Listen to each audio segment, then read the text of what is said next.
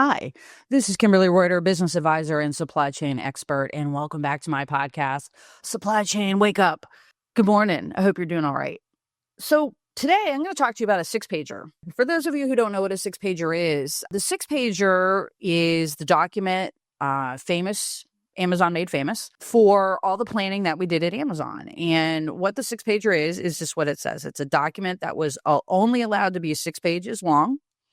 You had to be able to communicate your entire plan for the year in 6 pages. The font was dictated. It could be not smaller than 10-point font because, believe it or not, people tried to do that shit in 4-point font, and that was not okay. And we had margin requirements. You had to have at least a 1/4-inch margin because, again, people were trying to cram shit on there. That's how intense the 6-pager was. So the 6-pager's full intention was for you to fully vet out what you were going to do with your product, your team, the money that was given to you, whatever it was. It was an exercise that everyone at Amazon, every single department had to produce a 6-pager. I produced a 6-pager for my team.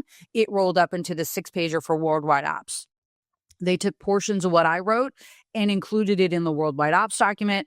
And then, as you can see, we have a fallback on where did all this information come from, right? So the big worldwide ops document that got presented to Jeff Bezos and the SVP would maybe have a paragraph about what my team was doing, but would include everything about the fulfillment, the transportation, what was going on in Europe and the other countries. And all of that information had to be condensed into 6 pages. It was a rigorous exercise. And initially, when I started with the company, it was something that you worked on in the September-October timeframe for you to plan. It was called OP1, Operational Planning 1. This is version 1. This is what we think we're going to do going into Q4. Based on what we've known for the first 3 quarters of the year, this is what we think we're going to do next year. And this is what we think is going to happen in Q4. And this is what our plan is. And then OP2 happened in January after the holidays and after Q4 was reconciled or lightly reconciled so that you could then refine your plan. And that was your OP2 plan. And then that was it. That was your plan for the year. That's how simple that process was when I started at Amazon in 2005. In the last 20 years, that process has been bastardized to hell, and it is probably not as effective as it once was. I hear stories now of OP documents that are on like version 247. It's a person's full-time job to write them. That was not the case when I worked there. It was part of your already full-time job was to now write the planning document. It was reviewed by finance, and it was pretty much your Bible for the year. As I said, things have changed at Amazon since then, and I don't know how effective or how much they're using the 6-pager these days. I do understand that they still write them, but they were a very effective document. And at the time that Amazon was doing the 6-pager, it wasn't common for companies to do this. In fact, most companies were using PowerPoints at this point to do their planning, and that is why Amazon did the 6-pager, because PowerPoints are bullshit. So the point of the 6-pager was this, is that you had to be able to speak with or write, let me put it this way. You had to write with clarity, and you had to be able to tell your story with such crystal clearness and condensed communication. In fact, I'm going to do a podcast on this, on executive communication, because this is a lot where I learned this, is that you were so tight with your message that you could get it in 6 pages. And that was the point of the whole exercise, was for you to get it in 6 pages, because it forces you, this is the whole point of it, it forces you to think through the entire thing. Okay? So what had to be included in a 6-pager when we did it 6 pagers?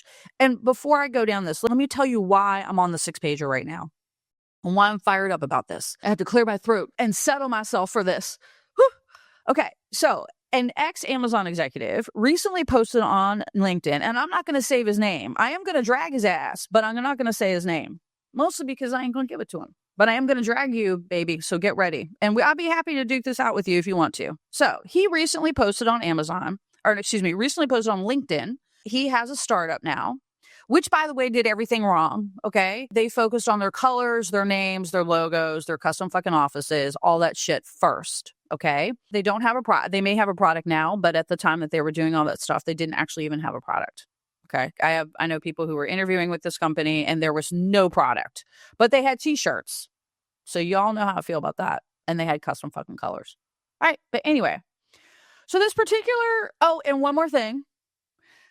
This company is named after a tool that digs holes. So just if you want to think all the way through that, like, why would you want to dig a hole in supply chain? That's like the opposite. But anyway, okay, we're going to drag his ass now. Okay. So he recently posted that he does not do 6-pagers. He was an executive at Amazon. In fact, I would say he actually grew up at Amazon. And he does not do 6-pagers for his startup because they're a waste of time. Y'all heard that right. This leader of a startup and ex-Amazon executive, because I can't believe it, right? Now, I will say that he did leave under a bit of a cloud. So there's that. But he says, and he posted on LinkedIn, that he does not believe in 6-pagers, that they're a waste of time. Now, this guy also has like 24 principals for his company, which has like not even that many employees. So you know where we're started. And I take major offense to that. I take huge offense for someone to write that a 6-pager is a waste of time. Let me tell you something. If you believe a 6-pager is a waste of time, you're doing it wrong. You do not know what you're doing with a 6-pager. And that is shocking to hear from someone who probably spent close to 30 years at Amazon, 20 at least. Yeah. So here's what I think. I think that he had some bad experiences with his 6-pagers and he didn't want to work on them. But what I know is that he doesn't have a plan. Because if he had done his 6-pager, this is what he would have figured out. And this is what he would have documented. And he probably doesn't have any of these things because he didn't write a 6-pager. Number one, he would have tenants. He would know with 6 or less tenants what his product was all about. This is what we will and will not do. That's what tenants are. Tenants are, let me give you an example of a tenant from one of my products. When I did tenants for Amazon Global, right? One of the tenants was to make every product available for export. That was a tenant for Amazon Global. Our tenant is that every product will be available for export. Our number 2 tenant is that we will not endanger anyone's life with exporting product. Okay, so they kind of contradict each other, but they were tenants for the program. So our goal was that we wanted to export everything possible, but we were not going to do that at the stake of the customer. So those are examples of tenants. So if you were doing a startup in supply chain, you may have a tenant that says, our product will always improve customer service or something to that effect. But because you haven't done a 6-pager, you probably don't have that. And the tenants are really kind of your framework around what your thing will and will not do. And it is your place to make solid statements. We will not do this. We will do this. You make your solid statements there. That's what tenants are for. That's the very beginning. The next part of your, and again, we haven't figured the camera. I hope y'all like my room because you get to see it. And yes, we're still working on the damn chair. We'll get there. Someday I'm going to reupholster it. I had high hopes like 2 weeks ago. I'm going to do it. I promise. Anyway, so that is the first part of your 6-pager. Some do an executive summary just to kind of sum it up. It's helpful. And then you kind of get into your story. And the number one thing you have to do is, what is the problem that you're solving? What is the service that you're providing? Why is what you're doing valuable? How much money will you produce? How much additional shipping will you have? Et cetera, et cetera. There's lots of questions and lots of values that your product can take to the market. But your next part of your 6-pager is, what problem are you solving? What goal are you meeting? That's the second part. The third part is, how are you going to do it? What does it look like? How are we going to solve this problem? How are we going to approach it? What will the resources we need to do this? That's the third part of your 6-pager. And the fourth part of your 6-pager is, how will we measure success? What are the goals?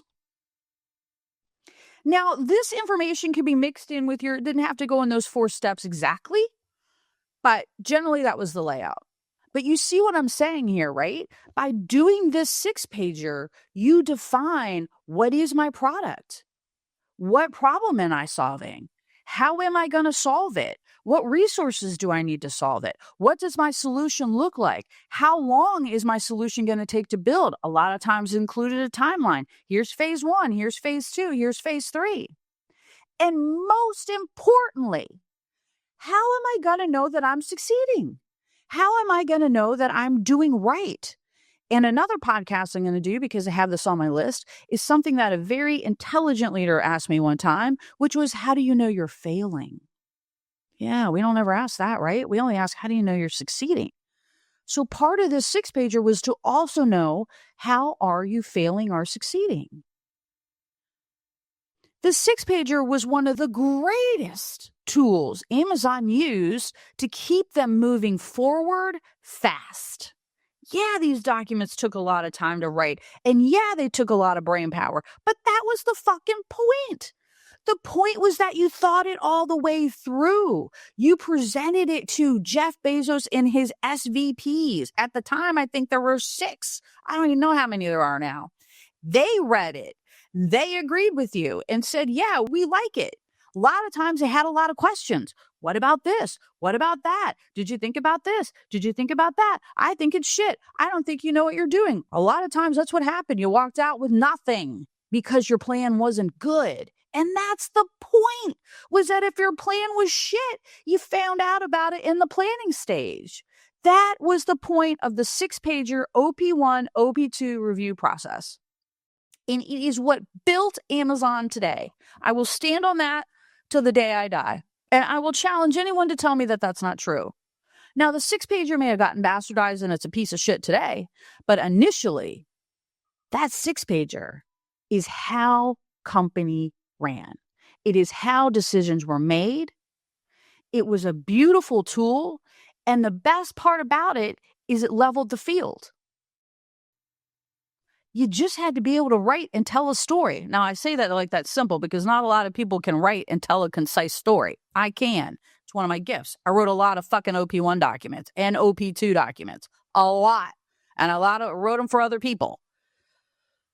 In addition to having to write my own. At the time, it was a burden. I see now that probably it was a privilege. But anyway, that's time past. That was the point of the 6-pager document. Yes, they were horrible, horribly painful things to write. But that was the point, because it forced you to think all the way through before you started working. Yeah. And you could pivot and change and learn and do all that stuff as you went through it. But that was the point of the 6-pager. So this ex-Amazon executive with a startup named after a tool that digs holes did a whole rant about how the 6-pager is a complete fucking waste of time and how his company does not do them. Short-lived company, I will say that right now. And what he does instead, now you're going to love this, is they just produce product. They just make shit and test it because that's faster. That's faster than writing a 6-pager. It's fast. What he's trying to tell us is that it is faster for you to just flail around and figure it out versus taking a month or 2, maybe even 3 months, if you're new at it, to write an actual plan. Now, how this guy got money from vendors or from VCs and private equity, I'm stumbling on it and I'm so shocked. I have no idea. But somehow he fooled some people into giving him to money. And I support this. And I think that, I was on board with what was happening here until I read that they do not support 6-pagers.